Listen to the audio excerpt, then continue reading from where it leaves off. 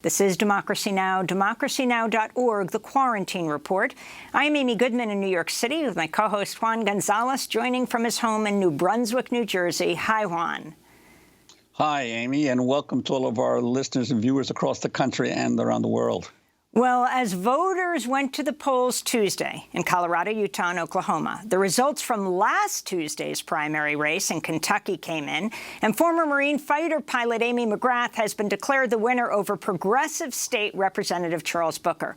McGrath outspent Booker by a margin of nearly 10-1. Booker's popularity soared in recent weeks as he took part in Black Lives Matter protests and campaigned with the slogan, "From the hood to the holler."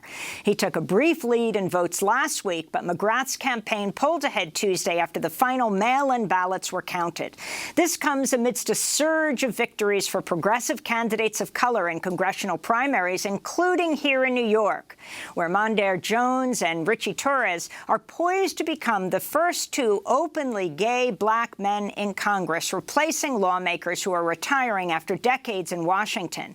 And what would be a major upset, Jamaal Bowman has claimed victory over New York Congressmember Eliot Engel, the Foreign Affairs Committee chair who served in Congress for more than 30 years.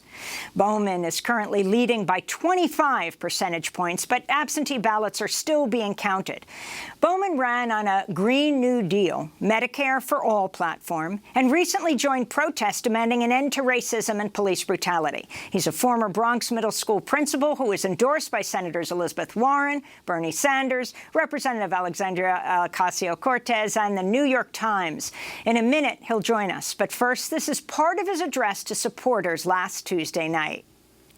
The impact of poverty on our children and dealing with issues of institutional racism and sexism and classism and xenophobia and everything that keeps the majority of us oppressed is what we designed this campaign to fight against.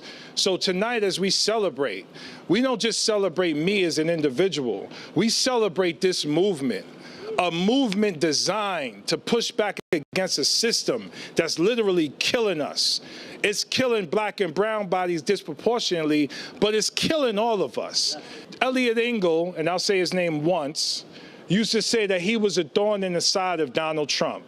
But you know what Donald Trump is more afraid of than anything else? A black man with power. That is what Donald Trump is afraid of. That's Jamaal Bowman addressing supporters on election night. Many have compared his apparent victory to Alexandria Ocasio-Cortez's stunning defeat of Democrat Joe Crowley just 2 years ago. Progressive political strategist Karthik Ganapathy said, quote, "A middle school principal with no prior political experience defeating a 20-year incumbent, that's an AOC-level upset." Well, Jamaal Bowman joins us now from his home in Yonkers, New York. Welcome back to Democracy Now!, Jamaal Bowman. Thank you so much for being with us. And if you could continue to respond as you did on primary night. The final results are not in, but it looks like you have such a major lead right now. What do you think did it? We connected with the people very early on in this campaign, all people, not just a small segment of the district. We went to Co-op City. We went to Edenwald projects, Gun Hill projects. We connected with those who had been mostly disenfranchised and ignored by Congressman Engel in our political system for decades. We wanted to connect with them first. We didn't just target those who consistently vote in primaries. We targeted everyone, those who were registered Democrats but had become disengaged from the system. We wanted to let them know that their voices mattered, that they were important, and we needed their brilliance and experience to help us craft the policy that we're going to be fighting for in Washington. And we had an amazing team and an amazing field program to help us get that done. I wanted to delve into how your experience as a public school teacher and an assistant principal and helped frame your view of progressive politics when it comes to education. We just heard about the Supreme Court decision that is going to make it easier for religious schools to be able to access scholarships, through tax credits. And we know how the Education Secretary, Betsy DeVos, wants to increasingly provide federal assistance to private education and to religious schools.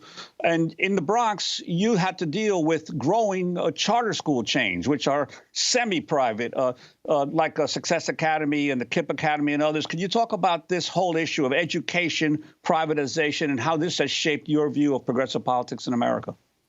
Absolutely. You know, I had a front row seat to the attack on public schools, attack on teachers' unions, and the privatization of our schools and the taking of resources from public schools and investments in charter schools. I had a front row seat to that throughout my 20-year career, and particularly throughout my 10 years as a middle school principal. And outside of serving as a principal, I also worked on education organizing with organizations like AQE, CEJ, NICEAP, pushing back against charter schools, calling for a national moratorium on charter schools, and pushing back against the overuse of standardized testing, because it's been used, as you know, as a weapon to call schools and kids and teachers failing so they can ultimately be closed and reopened as for-profit charter entities. So it's something I've been fighting for and against throughout my career, but particularly over the last 10 years. But that privatization is not just happening in public schools. It's happening in housing. It's happening in healthcare. It's happening when you look at utilities and when you look at the impact of fossil fuels on our environments and how we continue to support fossil fuels and not move towards clean, renewable energy. So the corporatization, the privatization, and the wealthy elite are attacking all of our public institutions. And it's our time, it's our job right now to fight against that. And you've also been on record as supporting a reconstruction platform of supporting of defunding the police. What's your reaction to the latest results in City Council, where there's supposedly a $1 billion reduction in the police budget that Mayor de Blasio and the council have supported? But critics are saying this is basically playing with numbers, shifting some services to other agencies, but not really affecting the size of the police department, except for the one academy class that will not take place this summer. Yes, I agree with the critics. We need a hiring freeze with the NYPD. We need to truly cut $1 billion in NYPD spending, not just shifting that money to the Department of Education, for example, to maintain school safety agents who will act in the same capacity and conduct the same functions that they did prior to the so-called cut. This requires leadership, and this requires a reimagining of public safety and the restructuring of the way our schools and our NYPD currently conducts themselves. We need investment, true investment in school counselors, school psychologists, social workers, additional teachers, especially now as we respond or come back from COVID-19. You know, the learning gap that was there before is now growing. And if we don't invest in more teachers and more infrastructure to make sure we can lower class size and focus on one-on-one instruction and mental health supports, our kids will continue to suffer. So we need a true defunding and a true reinvestment in public health. Last month, Eliot Engel was caught on a News 12 mic asking the Bronx Borough President, Ruben Diaz Jr., if he could speak at a rally after a night of protests against police violence. He then told Diaz that, quote, "if I didn't have a primary, I wouldn't care." Listen closely. Please bear with me. I'll announce everybody. I appreciate you coming. But then I got to then go down the list, and it's just too many folks here. If I didn't have a primary, I wouldn't care. Say that again? If I didn't have a primary, I wouldn't care. No. Don't do that to me. We're not going to do this. We're not going to politicize it. Everybody has a primary. You know? I'm sorry. So I want to turn to Eliot Engel reacting to AOC's endorsement of your campaign on a candidate forum. This is not a dictatorship. This is the democracy. We shouldn't have one person from high, even though she's a colleague of mine, think that she can anoint whoever is elected to Congress. That's not what democracy is all about. Jamaal Bowman, you got endorsed by AOC, by Senators Sanders and Warren, and Eliot Engel, who was the former chair of the Foreign Affairs Committee, was endorsed by Nancy Pelosi, as well as Hillary Clinton.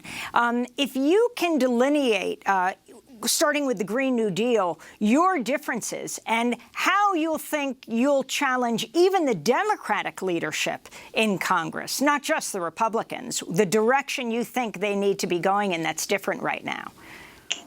Well, number one, I don't take any corporate PAC money. We are completely supported by grassroots organizations and individuals who support our campaign financially.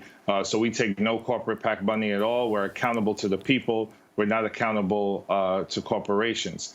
Number two, my background as an educator has prepared me and trained me to first and foremost serve the people in my district. So while I'll also be in Washington fighting for the right policy and resources and pushing a racial justice agenda, I'm also going to be here serving the people and providing exemplary constituent services, something that Congressman Engel was criticized for throughout his campaign. And then the third piece, I'll reiterate, what I said before. Racial justice and institutional racism is something that we have to fight very directly, very urgently, and it's something that lives within every American institution. So part of our Reconstruction agenda involves putting together a Truth and Reconciliation Committee to look at the history of racism and slavery and its impact on us today. We see it in police brutality and mass incarceration, but it's also in housing and miseducation and health outcomes, as we've seen from the COVID-19 epidemic. That's something that Congressman Engel had not done. He had not been a leader on any of those issues throughout his time in Congress, and that's why the people have resoundingly voted us in at this point in this race. Jamaal Bowman, I'd like to ask you about the, in terms of housing, you've been in support of the cancel the rent movement as a result of the economic dislocation that the country is going through from the COVID-19 pandemic. Critics say that that's not realistic, that landlords also have bills, and especially small landlords, but yet there are over 800,000 rent-stabilized tenants in New York City, many of them suffering because they can't pay the rent. Talk about the cancel the rent movement. Yeah, if people don't have jobs and they can't pay the rent, how are we going to hold them accountable by taking them to eviction? And in terms of the small landlords, we support, a moratorium on mortgages regarding small landlords because they are small and they do have their struggles. But we're talking about larger real estate corporations and the real estate lobby that has been dictating how we do housing policy in New York State for decades. We need a cancellation of rent. We need a cancellation of small mortgages. We need a cancellation of utilities. We need to end evictions. We need a blockade on evictions as that runs out today in New York State and across the country. We need to invest in the people, the working class people of our city, state, and country. It was very easy for us to write trillions of dollars, write a $1.5 trillion check for Wall Street. Very easy for us to bail out the airline industry and the cruise industry. We need to bail out the working class people of this country, and that's what the cancellation of rent is all about. Let's focus on the people. Let's invest in the people. And let's uplift the people. So, Jamaal Bowman, do you think Governor Cuomo didn't go far enough? He just signed this measure yesterday to prevent tenants from being evicted for non-payment of rent during this period of the coronavirus. But, of course, they will have to pay that full rent soon. It needs to be canceled. As we deal with this coronavirus and we get a handle on it and people endure what's happening in their lives, it needs to be canceled outright. Not a moratorium, because they're going to be held accountable for that on the back end, which is something we're against. I want to ask you about a challenge you got about a week before the primary election by Rabbi Avi Weiss in your district when he wrote an open letter in the Riverdale Press condemning what he called your anti-Israel views. You replied to him in your own open letter. I want to read a part of it. You wrote, "The uprising across the country against police violence also makes me empathize with the everyday experience and fear that comes with living under occupation. Just as the police force is an intimidating force in so many black communities, I can connect to what it feels like for Palestinians to feel the presence of the military in their daily lives in the West Bank. I can also understand the crushing poverty and deprivation in the Gaza Strip. I believe Palestinians have the same rights to freedom and dignity as my Jewish brothers and sisters. I'll fight for their liberation just as hard as I will fight for yours, you wrote. I was wondering if you could expand on that and then comment on the Prime Minister of Israel, Benjamin Netanyahu's plans to annex the occupied West Bank, parts of the occupied West Bank. He's put it off for today. And the letter that Alexandria Ocasio-Cortez wrote that was supported by Senator Sanders and others, saying that if he moves forward, the U.S. should cut military aid to Israel. Yeah, so first of all, I'm a black man in America, and I know what it feels like to feel inferior because of the color of your skin or because of who you are, and to feel like you're constantly under attack because of your race. I understand the history of this country completely, and I know what my ancestors have gone through in this country. In that understanding, you know, I can connect with Palestinian suffering, not just in Israel, Palestine, but across the world. And I could connect with, you know, Jewish suffering in terms of their safety and security and their history. What I've talked about from the very beginning of this campaign is our common trauma and our common humanity. And that's what I'm trying to bridge. That's how I'm trying to bridge these gaps and open doors to new understanding and new conversation amongst the black community, the Jewish community, the Palestinian community, and all communities and everyone who's felt oppressed in this country or throughout the world. In terms of the annexation, it's something we've been very critical of throughout our campaign, the annexation, the occupation, and the detaining of Palestinian children. Palestinian people have the right to self-determination, to safety and security, and to their own country, which is why we support a two-state solution. And the annexation undermines us getting to a two-state solution, which is why we've been critical of it throughout our campaign.